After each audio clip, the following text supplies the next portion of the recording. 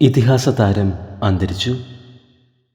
കണ്ണീർ പ്രണാമം അർപ്പിച്ച് സിനിമാ ലോകം.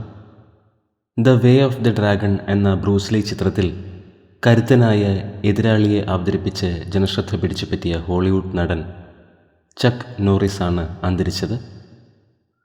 വാർദ്ധക്യസഹജമായ അസുഖത്തെ തുടർന്ന് ചികിത്സയിലായിരുന്നു. 89-ാം വയസ്സിലാണ് പ്രിയ നടൻ അന്തരിച്ചത്. വോക്കർ ടെക്സാസ് റേഞ്ചർ എന്ന പരമ്പരയിലൂടെയാണ് ചക്ക് നോറിസ് ആരാധകരെ സ്വന്തമാക്കിയത്.